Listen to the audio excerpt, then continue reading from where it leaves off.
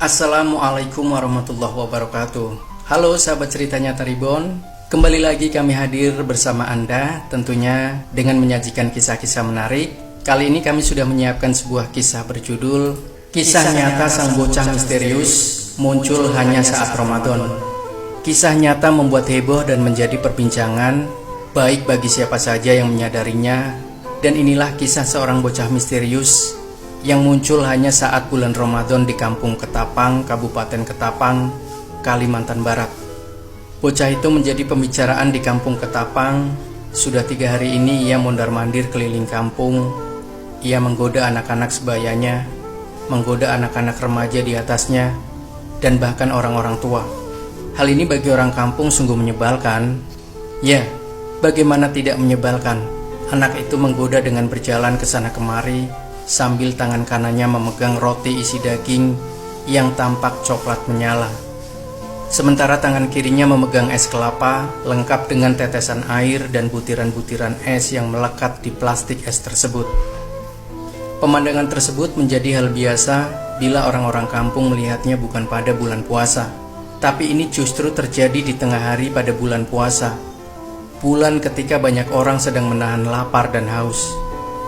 Es kelapa dan roti isi daging tentu saja menggoda orang yang melihatnya.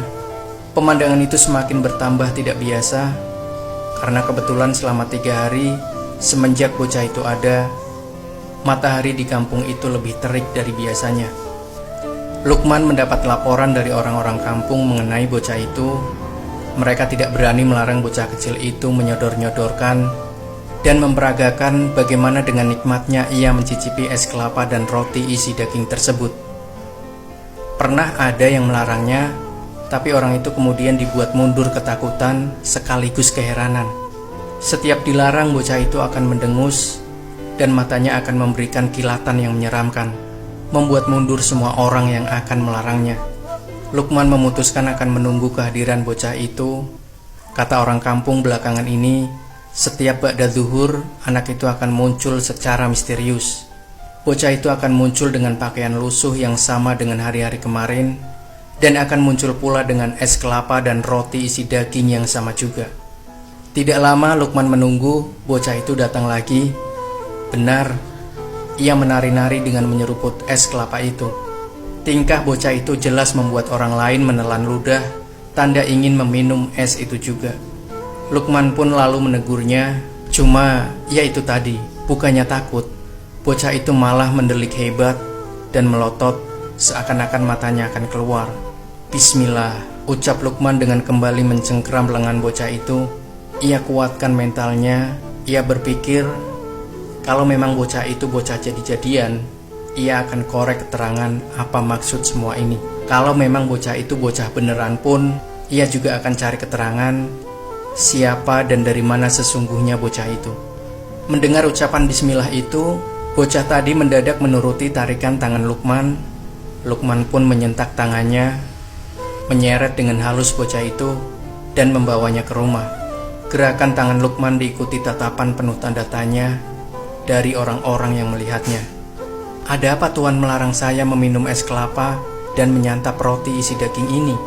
Bukankah ini kepunyaan saya? Tanya bocah itu sesampainya di rumah Lukman. Seakan-akan tahu bahwa Lukman akan bertanya tentang kelakuannya. Matanya masih lekat menatap tajam pada Lukman. Maaf ya, itu karena kamu melakukannya di bulan puasa, jawab Lukman dengan halus.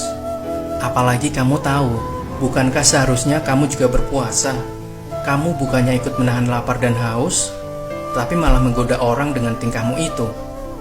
Sebenarnya Lukman masih akan mengeluarkan unek-uneknya mengomeli anak itu, tapi mendadak bocah itu berdiri. Sebelum Lukman selesai, ia menatap Lukman lebih tajam lagi. Itu kan yang kalian lakukan juga kepada kami semua. Bukankah kalian yang lebih sering melakukan hal ini ketimbang saya? Kalian selalu mempertontonkan kemewahan ketika kami hidup di bawah garis kemiskinan pada 11 bulan di luar bulan puasa. Bukankah kalian yang lebih sering melupakan kami yang kelaparan dengan menimbun harta sebanyak-banyaknya dan melupakan kami? Bukankah kalian juga yang selalu tertawa dan melupakan kami yang sedang menangis? Bukankah kalian yang selalu berobat mahal bila sedikit saja sakit menyerang? sementara kalian mendiamkan kami yang mengeluh kesakitan hingga kematian menjemput ajal. Bukankah juga di bulan puasa ini hanya pergeseran waktu saja bagi kalian untuk menahan lapar dan haus? Ketika beduk maghrib berlalu, ketika azan maghrib terdengar, kalian kembali pada kerakusan kalian.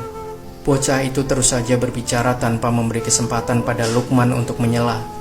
Tiba-tiba suara bocah itu berubah. Kalau tadinya ia berkata begitu tegas dan terdengar sangat menusuk, kini ia bersuara lirih mengibah. Ketahuilah Tuan, kami ini berpuasa tanpa ujung. Kami senantiasa berpuasa meski bukan waktunya bulan puasa, lantaran memang tak ada makanan yang bisa kami makan. Sementara Tuan hanya berpuasa sepanjang siang saja. Dan ketahuilah juga, justru Tuan dan orang-orang di sekeliling Tuanlah yang menyakiti perasaan kami dengan berpakaian yang luar biasa mewahnya. Lalu kalian sebut itu menyambut Ramadan dan Idul Fitri. Bukankah kalian juga yang selalu berlebihan dalam mempersiapkan makanan yang luar biasa bervariasi banyaknya, segala rupa ada, lantas kalian menyebutnya dengan istilah menyambut Ramadan dan Idul Fitri? Tuan, 11 bulan kalian semua tertawa di saat kami menangis. Bahkan pada bulan Ramadan pun hanya ada kepedulian yang seadanya pula. Tuan, kalianlah yang melupakan kami. Kalianlah yang menggoda kami. 12 bulan tanpa terkecuali termasuk di bulan Ramadan ini. Apa yang telah saya lakukan adalah yang kalian lakukan juga terhadap orang-orang kecil seperti kami. Tuan, sadarkah Tuan akan ketidakabadian harta? Lalu, kenapakah kalian masih saja mendekap harta secara berlebih? Tuan, sadarkah apa yang terjadi bila Tuan dan orang-orang sekeliling Tuan tertawa sepanjang masa dan melupakan kami yang semestinya diingat? Bahkan berlebihannya Tuan dari orang-orang di sekeliling Tuan bukan hanya pada penggunaan harta, tapi juga pada dosa dan maksiat. Tahukah Tuan akan adanya azab Tuhan yang akan menimpa? Tuan jangan merasa aman lantaran kaki masih menginjak bumi. Tuan jangan merasa perut kan tetap kenyang lantaran masih tersimpan pangan untuk setahun. Jangan pernah merasa matahari tidak akan pernah menyatu dengan bumi kelak. Wah, entahlah apa yang ada di kepala dan hati Luqman.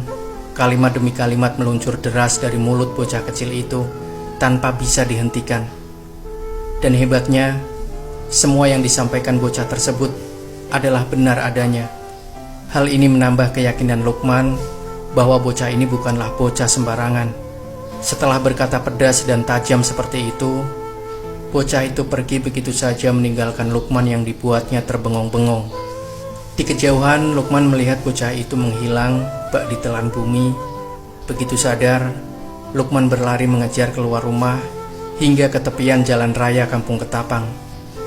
Ia edarkan pandangan ke seluruh sudut yang bisa dilihatnya, tapi ia tidak menemukan bocah itu. Di tengah deru nafasnya yang memburu, ia tanya semua orang di ujung jalan, tapi semuanya menggeleng bingung. Bahkan orang-orang yang menunggu penasaran di depan rumahnya pun mengaku tidak melihat bocah itu keluar dari rumah Luqman. Bocah itu benar-benar misterius, dan sekarang ia malah menghilang. Luqman tidak mau main-main. Segera ia putar langkah balik ke rumah. Ia ambil sajadah, sujud dan bersyukur. Meski peristiwa tadi irasional, tidak masuk akal, tapi ia mau meyakini bagian yang masuk akal saja, bahwa memang betul adanya apa yang dikatakan bocah misterius tadi. Bocah tadi memberikan pelajaran yang berharga. Betapa kita sering melupakan orang yang seharusnya kita ingat, yaitu mereka yang tidak berpakaian, mereka yang kelaparan, dan mereka yang tidak memiliki penghidupan yang layak. Bocah tadi juga memberikan Luqman pelajaran bahwa seharusnya mereka yang sedang berada di atas, yang sedang mendapatkan karunia Allah, jangan sekali-kali menggoda orang kecil, orang bawah, dengan berjalan membusungkan dada dan mempertontonkan kemewahan yang berlebihan. Marilah berpikir tentang dampak sosial yang akan terjadi bila kita terus menjejali tontonan kemewahan, sementara yang melihatnya sedang membungkuk menahan lapar. Luqman berterima kasih kepada Allah yang telah memberikannya hikmah yang luar biasa. Luqman tidak mau menjadi bagian yang Allah sebut mati mata hatinya. Sekarang yang ada di pikirannya, entah mau dipercaya orang atau tidak, ia akan mengabarkan kejadian yang dialaminya bersama bocah itu, sekaligus menjelaskan hikmah kehadiran bocah tadi kepada semua orang yang dikenalnya, kepada sebanyak-banyaknya orang. Kejadian bersama bocah tadi begitu berharga bagi siapa saja yang menghendaki bercahayanya hati. Pertemuan itu menjadi pertemuan yang terakhir. Sejak itu, Lukman tidak pernah lagi melihatnya selama-lamanya. Lukman rindu kalimat-kalimat pedas dan tudingan-tudingan yang memang betul adanya. Lukman rindu akan kehadiran anak itu, agar ada seseorang yang berani menunjuk hidungnya ketika ia salah. Mungkin bagi Anda yang tinggal di kampung Ketapang pernah mendengar kisah nyata bocah misterius ini.